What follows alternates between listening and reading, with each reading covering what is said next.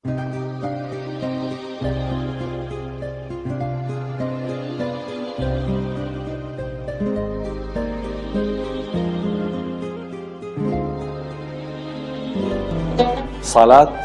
tiang agama. Jatuhnya salat, jatuhnya agama. Seperti bangunan tanpa tiang tidak akan bisa berdiri. Begitu juga agama kita tidak ada arti tanpa salat kita. Berarti kita langkah pertama menuju salat sesuai salat Nabi kita Nabi Muhammad SAW adalah wudu. Kemudian nawaitu innamal a'malu binniyat, dan cukup niat itu ada di dalam hati. Yang ketiga, mulai dari gerakan takbir dengan suara Allahu Akbar. Ucapan kata itu tidak ada sebelum takbir itu disunnahkan selain bertakbir. Selepas kita nawaitu, kita langsung bertakbir. Dan contoh yang dicontohkan oleh Rasulullah SAW, posisi tangan kita saat kita bertakbir seperti ini. Ada juga contohnya mendekati telinga seperti ini. Tapi yang kita selalu perhatikan, sepertinya orang mau salat tapi malas laksanakan salat. Begitu dia masuk dalam salatnya, Allahu Akbar. Tapi tangannya di mana? Mana ada takbirnya di sini? Jadi begini aja. Dia merasa keberatan mengangkat tangannya di posisi yang benar, yang sudah dicontohkan oleh Rasul kita sallallahu alaihi wasallam. Ada dua posisi. Satu, yang kedua. Boleh mendekati telinga. Tapi tidak disunnahkan kita memegang telinga, itu tidak ada di ajaran Rasulullah SAW. Kemudian selepas takbir, Allahu Akbar. Boleh bertakbir sebelum menggerakkan tangan. Allahu Akbar. Baru digerakkan tangannya. Boleh disamakan. Allahu Akbar. Dan boleh menggerakkan tangannya duluan. Baru Allahu Akbar. Jadi tiga hal sudah juga disunnahkan oleh Rasulullah SAW.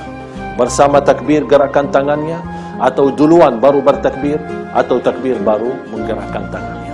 Posisi juga tangan kita di antara bagian perut sama dada, tidak terlalu di atas dan juga tidak terlalu di posisi bawah.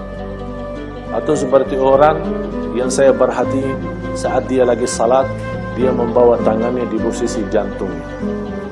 Begitu lepas salat saya bertanya, mohon maaf Pak, kenapa Bapak taruh tangannya di bagian jantungnya? Apakah Bapak takut jantungnya jatuh? Kata beliau, enggak, biar posisi jantung saya menghadap kiblat. Yang disunnahkan kita menghadap kiblat posisi muka kita, bukan jantung kita. Kalau sudah kita perlahan-lahan menikmati gerakan posisi kita, mulai gerakan tangan, ucapan, menggerakkan takbir, kita baru membaca doa iftitah kita. Selepas baca iftitah kita, baru kita baca A'udzu billahi minasyaitonir rajim, Bismillahirrahmanirrahim. Berarti posisi isti'azah dan basmalah bukan selepas takbiratul ihram, tapi sesudah membaca iftitah.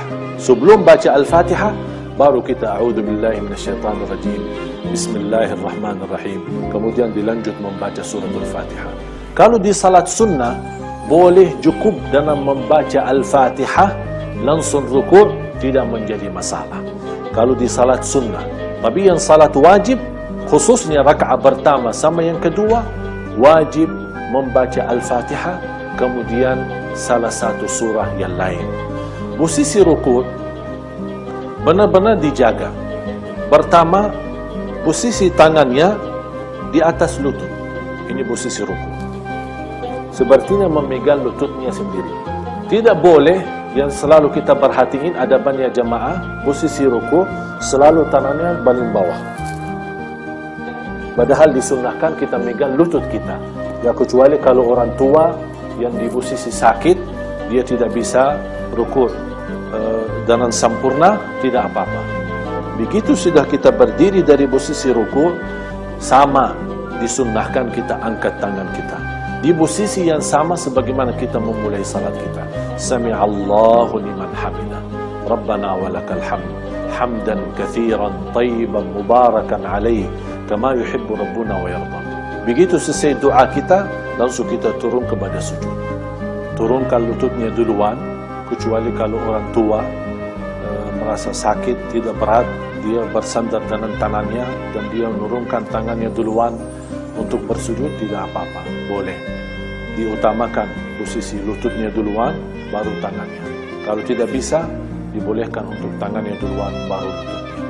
Tapi di saat kita lagi bersujud, jangan lupa juga membawa ucapan Allahu Akbar.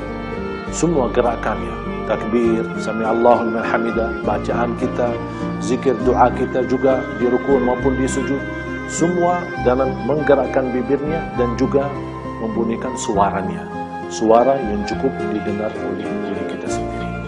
Begitu sudah kita di posisi sujud, pertama kita harus memisahkan posisi paha dan bagian perut kita, tidak terlalu rapat dan tidak juga terlalu jauh, supaya kita bisa tenang dalam sujud kita. Artinya, kalau kita perhatiin posisi kaki, kemudian dalam tubuh badan kita, semua jadi lurus. Jadi bagian sujud, dan kita lurus, tangan kita pun tidak boleh dirapatkan di bagian tubuh badan kita, dan tidak boleh terlalu jauh. Kalau kita sudah berdiri dari sujud pertama, duduk yang dinamakan jalsa baina sajdatain, duduk antara dua sujud. Dan posisi duduknya, kita menjadikan posisi bagian kiri, kaki yang kiri, kita menjadikan duduknya. Kemudian bagian kanan, kaki yang kanan, kita juga memberdirikan, kemudian mengarahkan jarinya menghadapi kiblat. Kemudian kita duduk, luruskan badan kita sambil kita Rabbighfirli, Rabbighfirli, Rabbighfirli, atau doa yang lain, Rabbighfirli warhamni wahdini warzuqni wa'afini wahdini. Ada beberapa doa yang sudah dicontohkan oleh Rasul kita sallallahu alaihi wasallam.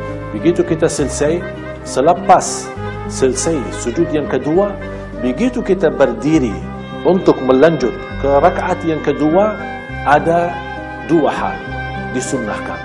Yang pertama, boleh kita berdiri langsung tanpa duduk, Allahu Akbar langsung berdiri. Atau lebih afdal, lebih sempurna, lebih utama, sebagaimana Rasulullah SAW, begitu kita sudah bangun dari sujud, duduk dulu di posisi duduk, artinya santai-santai saja. Dinamakan dalam fikih duduk istirahat. Duduk istirahat sejenak, sebentar saja, baru kita lanjut berdiri lagi di rakaat yang kedua. Tetap di posisi angkat tangannya Allahu Akbar, baru kita lanjut bacaan kita. A'udzu billahi minasyaitonir rajim, tidak perlu diulangi lagi karena isti'azah cukup untuk membuka salat kita. Kalau sudah di waktu tahiyat, posisi duduk di waktu tahiyat ada dua cara. Bisa kaki yang kanan, yang kiri menjadikan posisi duduk. Kemudian yang kanan diberdirikan, jarinya tetap menghadap kiblat. Atau bisa juga bagian kaki yang kiri di bawah kaki yang kanan. Dua posisi dibolehkan dan disunnahkan oleh Rasulullah sallallahu alaihi wasallam.